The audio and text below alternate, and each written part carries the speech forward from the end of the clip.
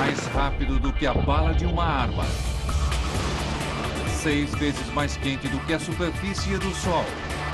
Ele parece desafiar as leis da gravidade e pode atingir você e matá-lo. Raio. Agora, revelamos novas e dramáticas descobertas, experiências chocantes que provam que os raios são um dos mais estranhos, destrutivos e importantes fenômenos terrestres.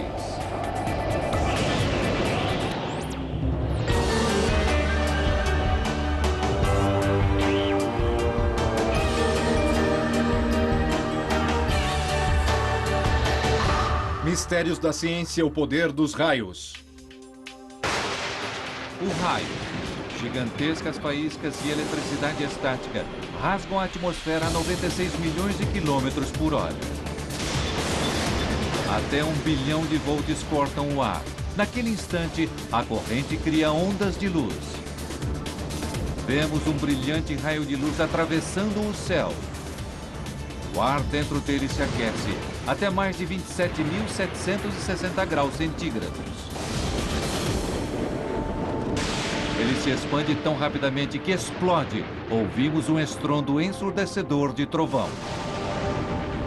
Tudo isso acontece mais rápido do que um piscar de olhos, até 8 milhões de vezes por dia. Esse é um dos fenômenos da natureza mais frequentes e melhores observados, mas é também um dos menos compreendidos. Provavelmente sabemos mais sobre como se dá a explosão de uma estrela meia galáxia daqui do que sobre um raio apenas poucos quilômetros acima de nossas cabeças. Cientistas estão usando toda a tecnologia existente para ver os raios como eles nunca antes foram vistos. E estão descobrindo que eles são ainda mais poderosos. Estamos falando de algo de até bilhões de volts. São 200 mil amperes. É uma pequena usina elétrica. É enorme. E mais importantes do que jamais se imaginou. É provavelmente uma daquelas partes fundamentais da equação que realmente contribuem para a vida na Terra. Para desvendar seus segredos, seguimos um raio em sua jornada desde a criação, destruição e além. Poucas pessoas experimentaram a incrível força de um raio mais de perto do que o ex-corretor da bolsa, Michael Utley. Maio de 2000. Utley está jogando golfe em seu clube em Cape Cod, Massachusetts. Acima dele, uma tempestade se forma.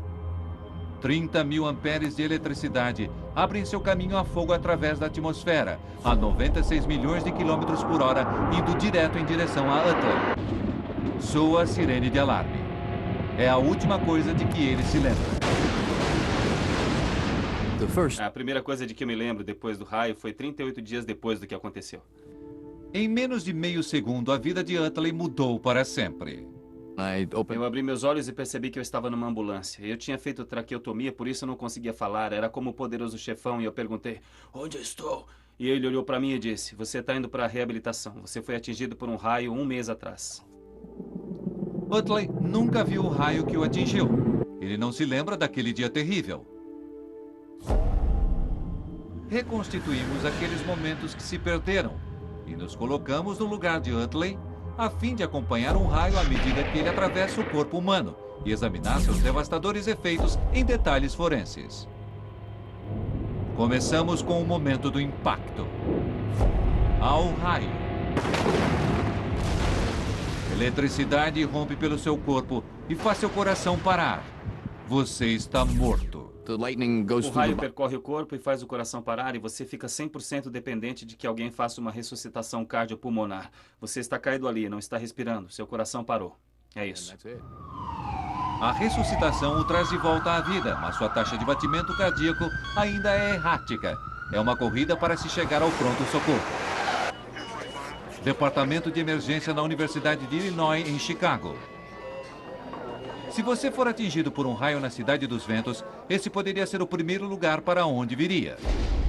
E a primeira pessoa que verá será, provavelmente, a doutora Mary Ann Cooper, médica de emergência e chefe do programa de pesquisa sobre ferimentos provocados por raios. A causa número 1 de morte provocada por raio é parada cardíaca no momento do choque. A corrente pega uma carona na própria corrente elétrica do corpo. Rota número 1. Sistema nervoso autonômico. Ele corre por sua espinha e controla funções involuntárias: respiração, digestão, batimento cardíaco. Rotas número 2 e 3. Sangue e músculos cheios de eletrólitos, ácidos, sais e outros elementos químicos, essenciais para a vida, condutores elétricos.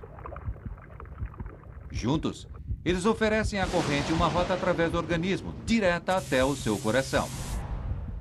O marca-passo interno do coração gera correntes elétricas que controlam seu ritmo. Quando atingido por uma corrente de alta voltagem, o ritmo é quebrado, ou pior.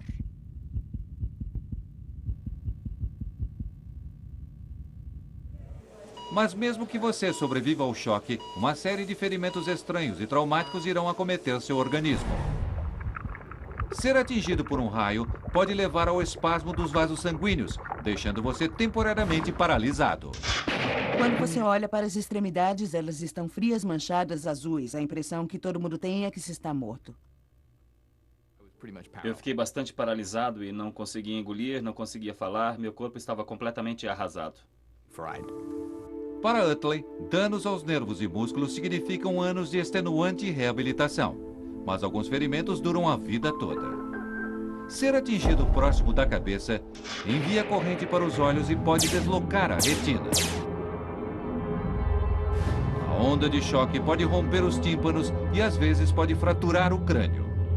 Flores de raios, conhecidas como figuras de Lichtenberg. A corrente rompe os minúsculos vasos capilares para criar um registro fossilizado de seu percurso através da pele. O mesmo processo pode às vezes ser visto em um campo de golfe. Mas nem todos os efeitos de um raio são assim fáceis de serem vistos.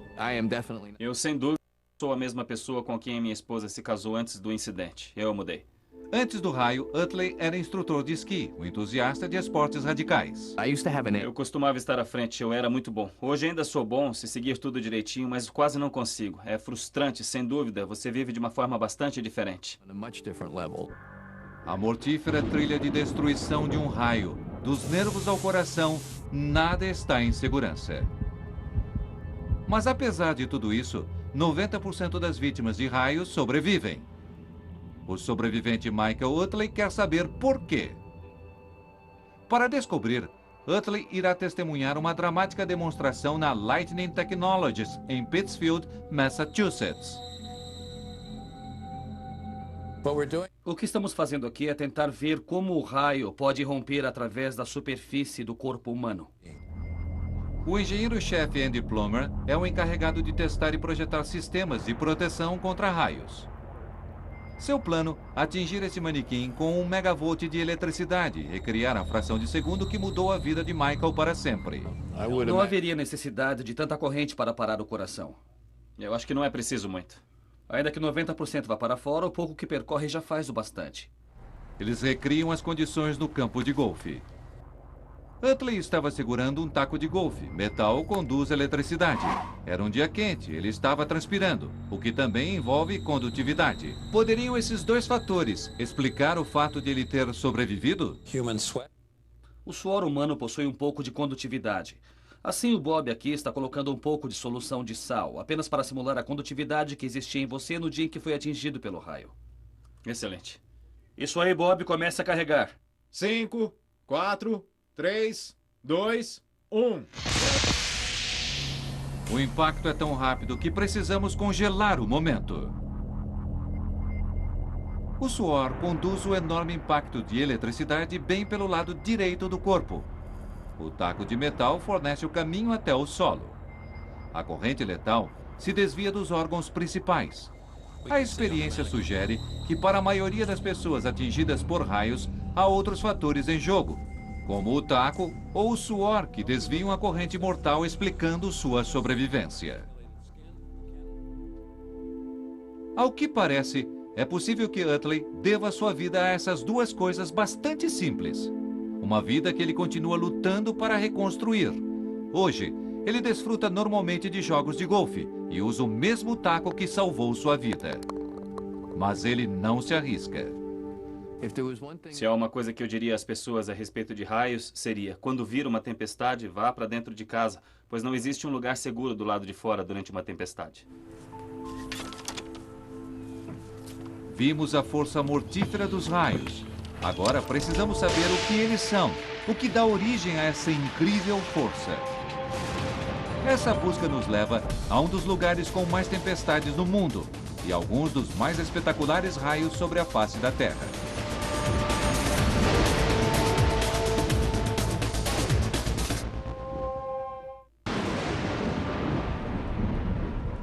Estamos seguindo um raio em sua jornada através da atmosfera. Vimos o que acontece quando uma tempestade desencadeia sua incrível força. Agora, vamos voltar aos momentos anteriores ao raio, a fim de investigar o que aciona esse misterioso fenômeno. Nossa viagem nos leva a uma cidade onde ocorrem as mais violentas tempestades com raios do mundo. Darwin, no norte da Austrália. Em poucas horas podem ocorrer 1.600 raios. Darwin é o lugar perfeito para se investigar um dos maiores mistérios da natureza. O que leva um raio a acontecer? Uma equipe internacional de cientistas está aqui para descobrir. Eles usam radar e uma frota de aeronaves em busca de uma resposta, bem no cerne das monstruosas nuvens de tempestade de Darwin.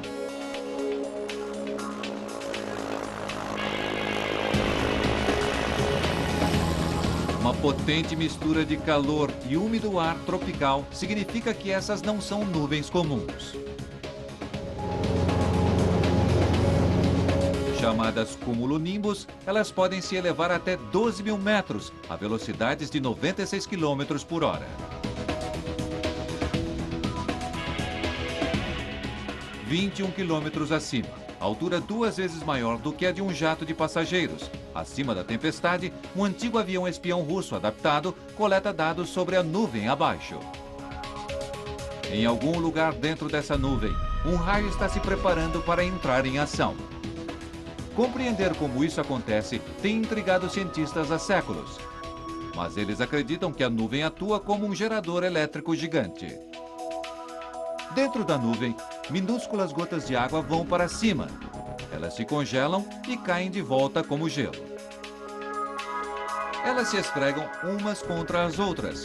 Partículas eletricamente carregadas se transferem de uma para outra. As partículas de água e gelo, que outrora eram neutras, agora são carregadas positiva ou negativamente. As partículas negativas mergulham para o fundo da nuvem. As positivas se elevam até o topo, separando as cargas positiva e negativa. Quando se unem novamente, acontece o raio. Essa é a teoria, mas a realidade é ainda mais estranha. O ar não é um bom condutor. A eletricidade não é capaz de passar por ele facilmente. Para deixar que a corrente passe, a estrutura atômica do ar precisa ser literalmente rompida. Para isso acontecer, são necessários milhões, até bilhões de volts. Cientistas pesquisam os céus em busca dessa enorme carga elétrica. Mas mesmo nas imensas nuvens de tempestade de Darwin, ela nunca foi encontrada. Na história dos raios, falta uma peça. É um quebra-cabeça que tem fascinado o físico John Dwyer, do Instituto de Tecnologia da Flórida. O assunto raio é quase constrangedor. Temos estudado raios desde os tempos de Franklin e em mais de 200 anos ainda não respondemos a grande pergunta. Como funciona um raio? Como ele tem início nas tempestades? Como ele se propaga por quilômetros através do ar, desde lá em cima, onde é iniciado, até atingir nossos pés? De uma coisa podemos ter certeza. Raio é eletricidade estática e você pode produzi-la em casa. Deixe eu tirar o sapato. E então vou esfregar meus pés no tapete. Conforme esfrego meus pés, a fricção irá separar a carga elétrica. A carga positiva irá para um lado e a negativa para outro. Agora, quando as cargas se separam, elas querem se unir novamente. Um grande campo elétrico pode ser formado, e quando isso acontece, você terá uma faísca. Acreditamos que algo assim aconteça em uma nuvem de tempestade quando produz um raio. Para enviar uma corrente através dessa minúscula distância são precisos 25.000 volts. Mas os raios podem chegar a ter 192 quilômetros de comprimento. Para enviar uma corrente através de todo esse ar, são precisos milhões de volts, uma enorme carga elétrica que até agora os cientistas não conseguiram encontrar. É preciso perguntar, onde está o dedo que está concentrando a carga, levando esses enormes campos a produzirem a faísca? E estamos tendo um trabalho realmente difícil, tentando descobrir onde esse dedo está. Tempestades são violentas. Raios são imprevisíveis. Chegar perto o bastante para fazer medições é praticamente impossível. Cientistas não podem chegar até os raios. Assim, no Centro Internacional para a Pesquisa de Raios da Universidade da Flórida, eles trazem os raios até os cientistas. O que fizemos foi usar raio acionado por foguete. Você pode dizer ao raio onde e quando ocorrer. Dwyer e a equipe lançam um foguete em uma nuvem de tempestade carregada. Pronto para disparar. Armando o foguete. 5, 4, 3, 2, 1. Ele segue um fio de cobre que age como um condutor de raio. Milhões de volts de eletricidade correm da nuvem para o solo. Dwyer usa informações desse acontecimento para investigar como os raios podem passar através de quilômetros de ar. E ele procura a resposta no espaço. Em uma galáxia distante, uma estrela explode. Milhões de partículas microscópicas eletricamente carregadas são forçadas para fora do espaço. Esses são raios cósmicos. Viajando próximo da velocidade da luz, eles cruzam milhões de quilômetros, milhões de anos-luz para chegar à Terra. Dwyer se pergunta: poderiam os raios cósmicos explicar como a eletricidade viaja através de quilômetros pelo ar? Bilhões desses raios bombardeiam nosso planeta a cada segundo. Eles são invisíveis e inaudíveis. Mas quando um raio cósmico viaja através da atmosfera, ele momentaneamente destrói a estrutura molecular do ar. Isso produz raios X, ondas eletromagnéticas de radiação que podem ser mensuradas. Poderiam os raios cósmicos ser o elo perdido na história dos raios? Parece ficção científica. Até mesmo o otimista Dwyer acredita que seja um tiro no escuro. Quando fizemos nosso primeiro raio e fizemos nossa primeira medição de raio-x, eu nem ao menos chequei as informações, senão algumas semanas depois, pois eu realmente não estava esperando ver nada. Quando eu finalmente fiz isso, ali estava na tela um impulso de raio-x, bem onde ocorrer o raio. E eu pensei, qual a probabilidade disso acontecer? Quer dizer, bem ali, ao mesmo tempo. E então olhamos para a ocorrência seguinte, e havia outro impulso ainda maior. Olhamos para a ocorrência seguinte e vimos outro impulso. A cada vez que olhávamos, víamos um grande rompimento de raio-x atingindo nosso instrumento no momento exato em que ocorria o raio. Para Dwyer, trata-se de uma pista. Alguma coisa alterou a estrutura atômica do ar. E ele acredita que possam ser os raios cósmicos.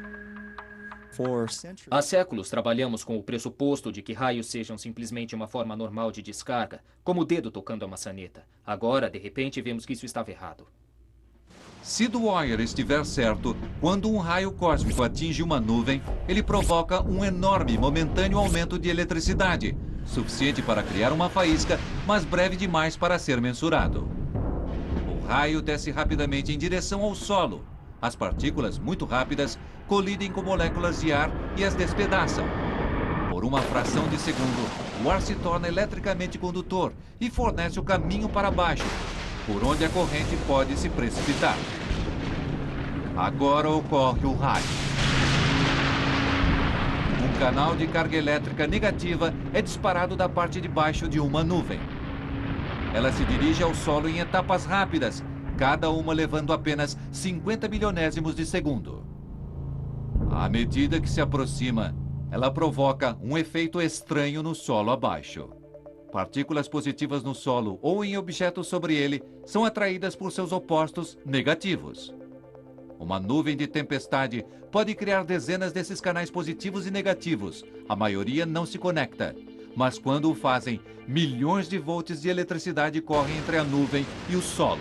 O raio propaga-se para cima, assim como para baixo.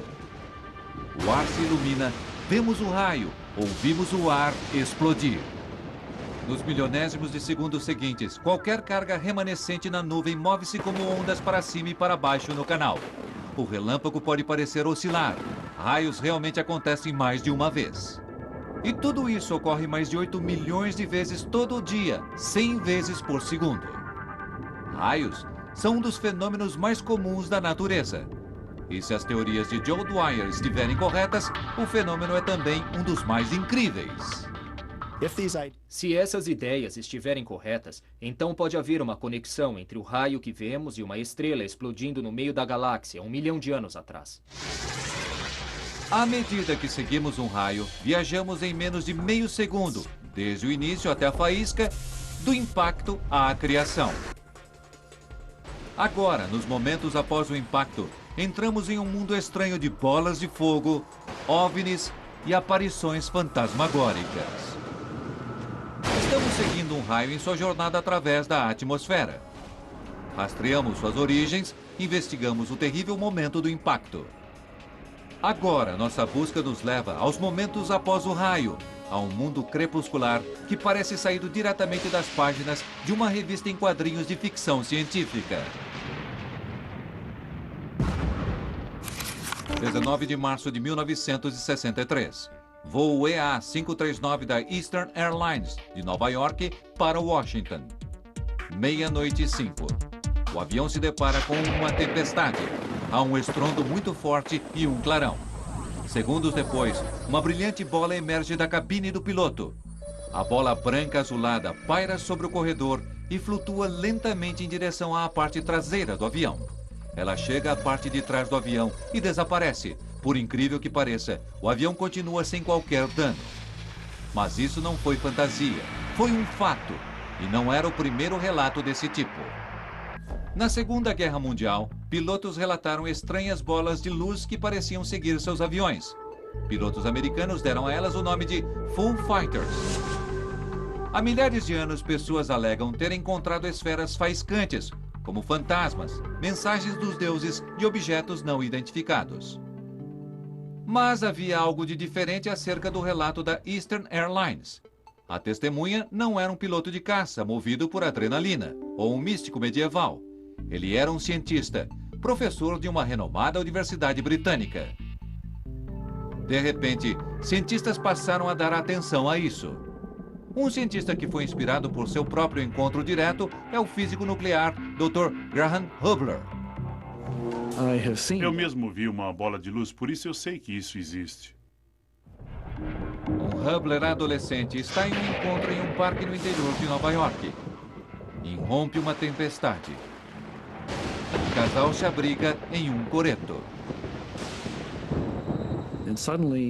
E de repente, à nossa esquerda, estávamos sentados ali desprotegidos do lado esquerdo. E à nossa frente, do lado esquerdo, vimos uma bola se aproximando, uma bola de luz. É claro que ficamos aterrorizados, não sabíamos o que era aquilo. Lentamente a bola se aproxima. Ela estava a cerca de uns 30 metros de distância e se aproximava lentamente de nós, como que vagando de um lado para outro, tranquilamente. Ficamos olhando para essa coisa, só que, na verdade, estávamos os dois paralisados. Para o horror dos dois, a bola entra no coreto e rola através do solo, passando pelos pés do casal com um barulho estranho. O barulho que fazia era como o de um fósforo que acabara de ser aceso. Do outro lado do coreto, a bola pula de volta para cima e sobe e sai pela parte aberta. Ela pulou de volta cerca de quase 2 metros do chão e partiu uns 6, 9 metros noite adentro. E aí, muito rapidamente, caiu no chão e desapareceu sem um barulho sequer.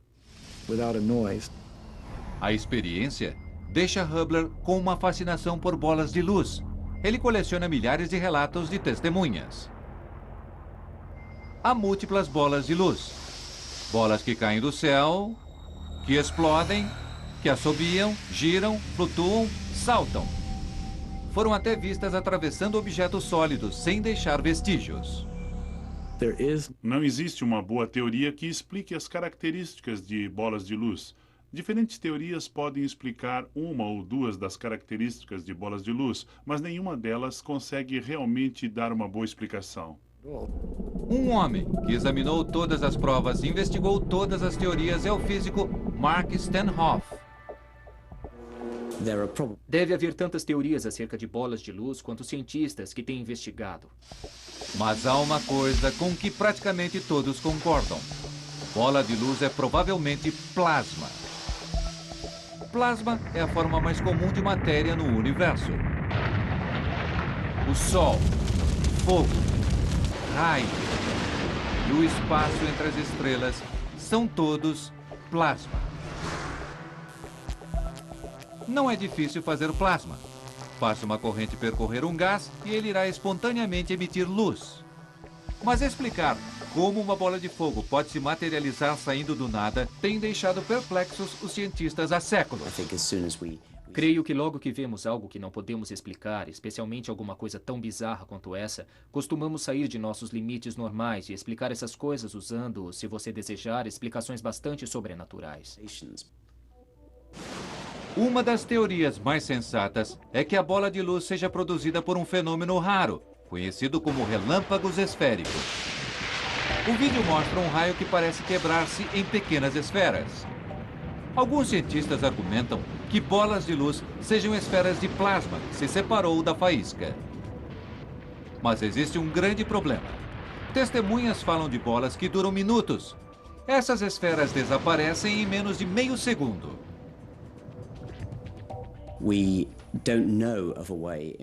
Não conhecemos uma forma de criar um plasma na atmosfera que pudesse sobreviver por vários segundos.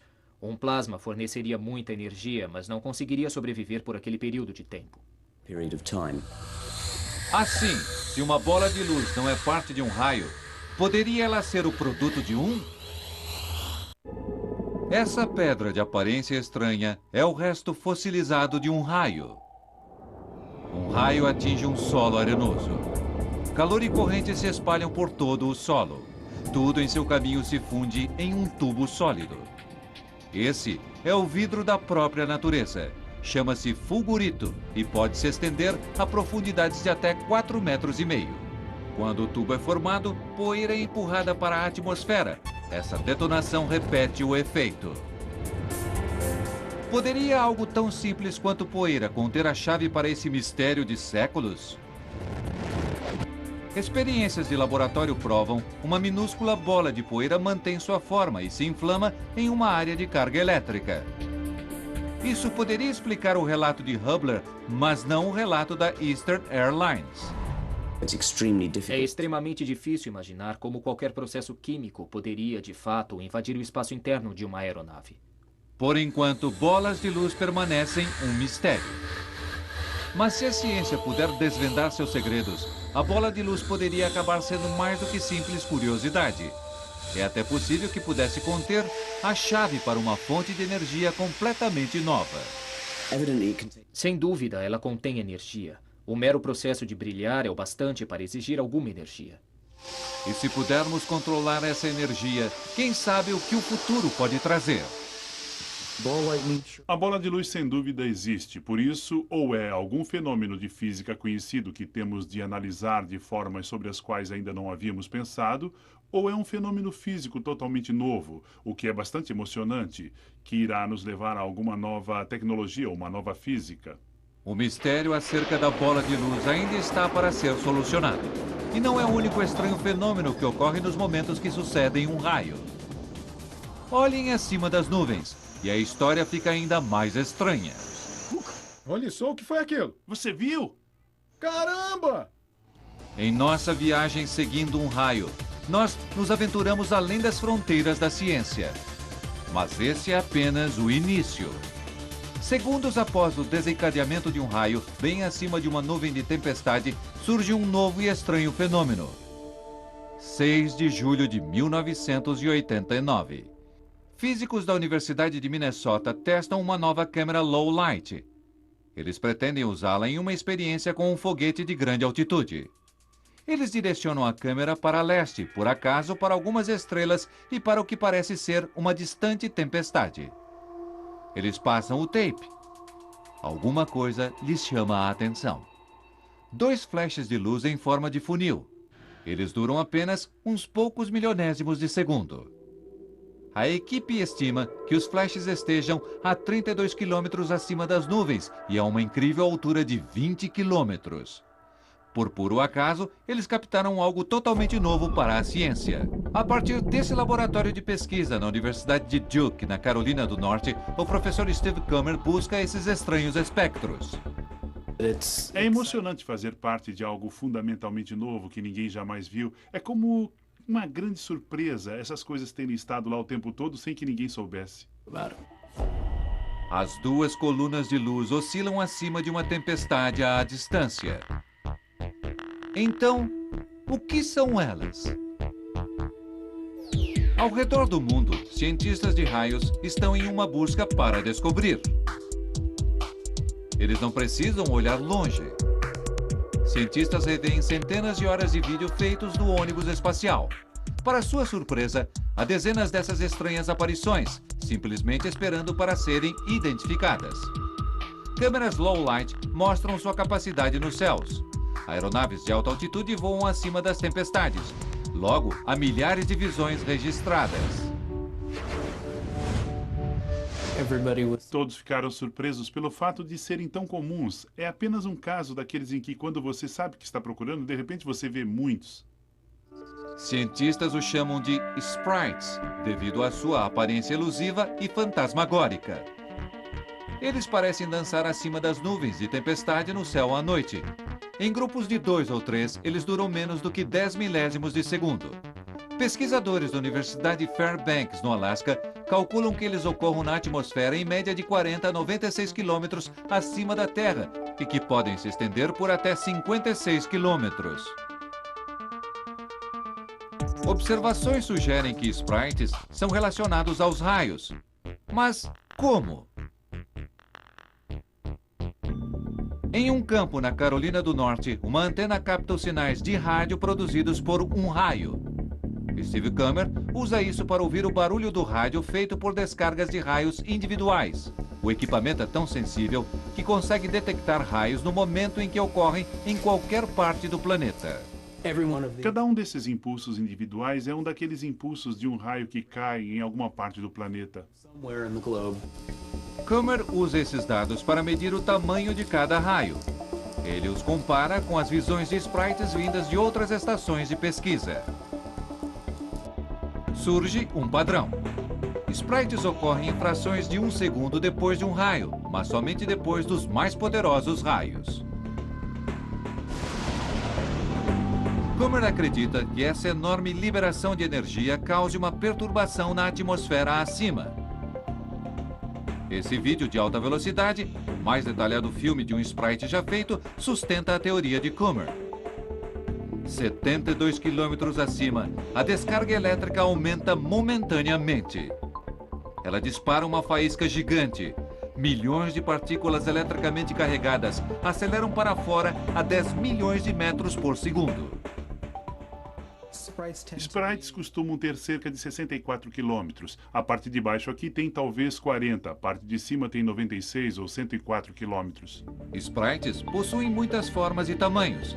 Desde o chamado sprite A-bomb, com até 96 quilômetros de diâmetro, até o Tau Skinny, com menos de 1.600 metros de largura e apelidado de Diet Sprite. 5 anos depois do primeiro sprite ter sido visto, pesquisadores da Universidade Fairbanks, no Alasca, buscam sprites bem acima de uma tempestade monstruosa. Eles usam uma sensível câmera low light e captam as primeiras imagens coloridas já registradas dos sprites. É uma surpresa espetacular. O que provoca essa exibição de cores? A cada nova descoberta surgem novas perguntas. Mas os sprites são fugidios, imprevisíveis e quase impossíveis de serem observados de perto. Por isso, Earl Williams, do MIT, criou sua própria maneira de observação. Ele a chama de sprite na garrafa. Qual a sua pressão agora, Mike? 33. Em uma tipografia abandonada em Brockton, Massachusetts, Williams e sua equipe usam um tubo de plexiglass, uma antiga direção de carro e muita engenhosidade a fim de criar seu próprio sprite. Vamos lá. Eles recriam condições na média atmosfera, 80 quilômetros acima do planeta. Ali está uma boa luz de sprite. Começamos com um tubo cheio de ar com pressão atmosférica, como o ar neste cômodo que estamos respirando. Com bombas de vácuo sob a mesa, bombeamos o tubo para pressões mais baixas, que correspondem a altitudes de 80 quilômetros. Fazendo passar uma corrente elétrica pelo tubo, eles criam um mágico espetáculo de luz. É o mesmo processo que ilumina Las Vegas. O gás neon nesses tubos é invisível, mas passe uma corrente por ele e ele produz luz colorida. Na atmosfera, a maior parte do gás é nitrogênio. Atinge o ar próximo do solo com uma corrente e uma deslumbrante luz branca será produzida. Mas mude a pressão e a cor também muda. 80 quilômetros acima na atmosfera terrestre, baixa pressão significa que o nitrogênio produz luz vermelha. Mas à medida que o Sprite se estende em direção à Terra, a pressão do ar aumenta sob a gravidade, a luz se altera para roxo e então para azul. Nos céus, eles duram apenas uns poucos milionésimos de segundo. Mas com o Sprite na garrafa, Williams pode estudar as forças que os moldam em seu próprio tempo. Mas mesmo sob as condições controladas do laboratório, o Sprite é uma criatura volátil. Está subindo. Vou deixar o ar, está subindo. Isso, dei tudo que tem. Uma bela exibição. É bem bonito. Gosto disso. Belos discos. Os sprites são muito vivos, e como é possível ver, os padrões do tubo são muito vivos, movendo e girando e bastante instáveis também. Isso é bonito, olha só para isso. A garrafa permite que Williams olhe realmente no interior do mundo oculto dos Sprites. Nunca vi aquele antes. E descobre que podem haver fenômenos ainda mais estranhos esperando para ser descobertos. Cientistas que estudam Sprites esperam o inesperado. O que foi aquilo? Mas nem mesmo eles estão preparados para isso. Você viu? Foi tão bonito. Porto Rico, 2001. Um jato de luz azul parte do topo de uma nuvem de tempestade e viaja a mais de 64 quilômetros nos céus. Outras visões confirmam, esse não é um Sprite. Ele viaja para cima e não para baixo, desde a nuvem e não da atmosfera média. É uma espécie totalmente nova chamada Blue Jet, ou jatos azuis. Quando vi o vídeo, fiquei como que é realmente espetacular. Eu me pergunto o que era aquilo. Blue Jets são um mistério. Ninguém realmente sabe como são gerados. E a coisa não para aqui. Em seguida vem uma espécie ainda mais rara, Elfos. O impulso de um raio aciona um halo horizontal de luz cerca de 96 quilômetros acima da Terra, que se espalha rapidamente até um diâmetro de mais de 400 quilômetros. Praticamente todo mundo que partiu com um novo instrumento ou para uma nova região do mundo para observar acima das tempestades em busca de algo novo, encontrou algo novo. Sprites, Blue Jets, Elves. Uma lista de personagens saída direto de um conto de fadas. Mas seriam eles tão inofensivos quanto seus nomes sugerem?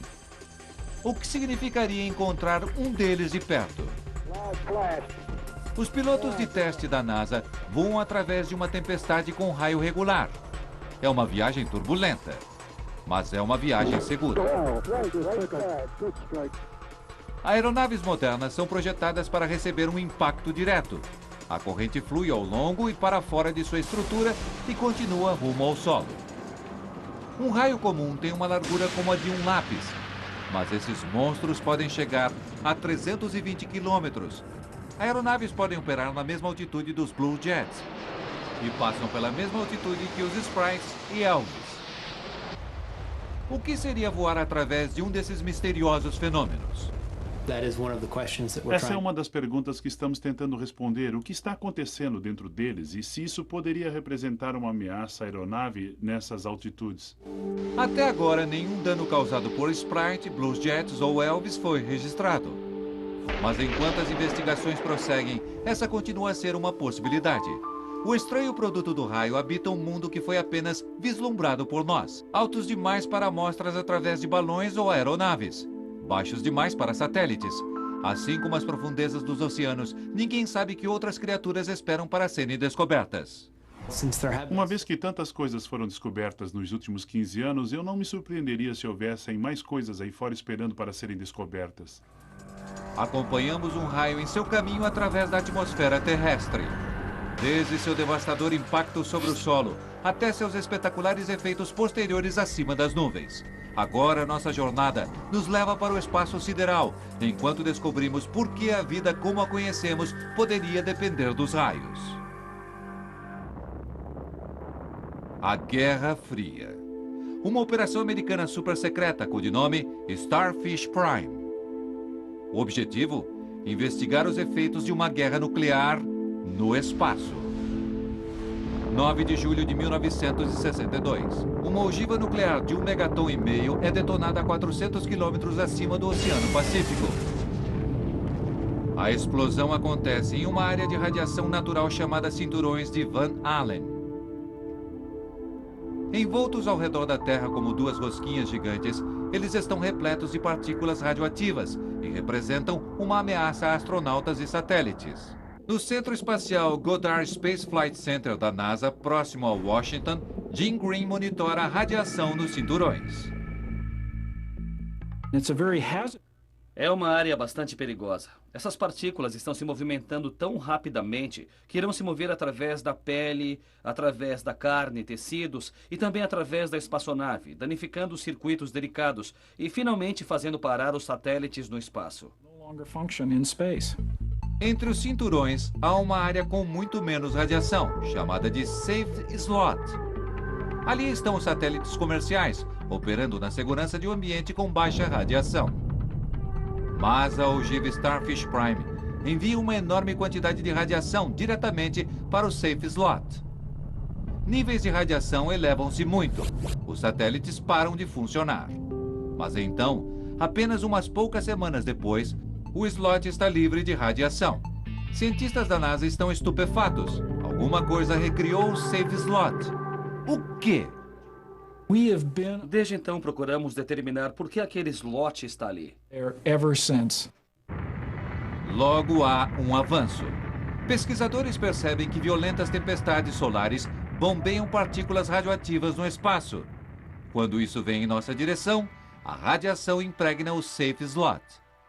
E então, como que por mágica, ele fica livre e o slot fica seguro novamente. Mas não tudo de uma só vez. E essa é a pista vital. O que quer que seja que libere o Safe Slot parece ser mais eficaz em alguns momentos do que em outros. É mais intenso do lado dia do que do lado noite. E é mais intenso durante o verão do que durante o inverno. A prova aponta para o Sol. Mas, em 2004, Green tem a oportunidade, por acaso, de olhar uma revista. E tudo muda. Um artigo sobre a distribuição dos raios chama sua atenção. Os belos mapas de raios mudaram minha concepção de onde eles eram, na verdade, gerados. E levaram minha atenção ao artigo imediatamente. Green percebe que o raio exibe exatamente as mesmas características que as da liberação do Safe Slot. Ele ocorre mais sobre a Terra do que sobre o mar, mais durante o dia do que durante a noite, mais no verão do que no inverno. É isso. Foi então que soubemos que isso tinha de estar relacionado com o fenômeno que estava ocorrendo no planeta Terra. E claro, que a única coisa que sabemos que entra no espaço é o raio. Mas de que forma o raio na Terra poderia afetar o Safe Slot, 6.400 quilômetros acima? Um raio despedaça o ar. Ele não produz apenas luz e som. Ele também cria ondas de rádio. Ligue seu rádio quando há uma tempestade por perto e você pode ouvi-las na forma de interferência. Mas sintonize com um receptor de todas as frequências e você pode captar mais do que apenas crepitação. Esse estranho assobio é o som dessas ondas de rádio depois de terem viajado pelo espaço.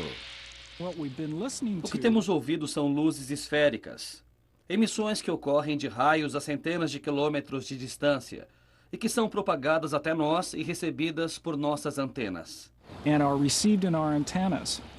Green percebe que essas ondas de rádio são o elo perdido. Elas conectam o raio na Terra com o Safe Slot no espaço. Nunca nos demos conta da importância que o solo está tendo no espaço. Em 2005, Jim e sua equipe surgem com uma nova e radical teoria. Menos de um segundo depois que um raio atinge a Terra, a onda de rádio chega aos cinturões de radiação. Ali, ela interage com as partículas eletricamente carregadas, a radiação. Isso força as partículas para fora do Safe Slot. A radiação é liberada e o Safe Slot volta ao normal. Creio que no passado sempre pensamos nos raios como um mecanismo destrutivo, mas acredito que estamos descobrindo muitos de seus fatores benéficos. Se Green estiver certo, sem raios a radiação logo preencheria o safe slot. Satélites cairiam, tirando de nós muitas das coisas das quais dependemos hoje em dia. Comunicação global, sistemas de navegação, telefones celulares, televisão por satélite, tudo isso cessaria. A vida como a conhecemos deixaria de existir. Se os raios parassem amanhã, veríamos uma dramática mudança na nossa maneira de viver hoje. Ele é provavelmente uma daquelas partes fundamentais da equação que realmente contribui para a vida no planeta Terra. Raios. Há milhões de anos eles povoam nossas visões mais sombrias e infundem horror através de nossos mitos mais antigos. Hoje, estamos mais perto do que nunca de desvendar seus segredos. E quanto mais descobrimos, mais os raios desafiam nossas expectativas. Suas origens podem estar além de nosso mundo. Eles podem assumir formas estranhas e criar deslumbrantes espetáculos de luz. Os raios são devastadores, lindos e essenciais para a vida como a conhecemos. A incrível jornada de um raio, desde o espaço sideral até o funcionamento interno do corpo humano. Vida e morte, destruição e criação. Tudo isso em menos do que um piscar de olhos. Versão brasileira Centauro.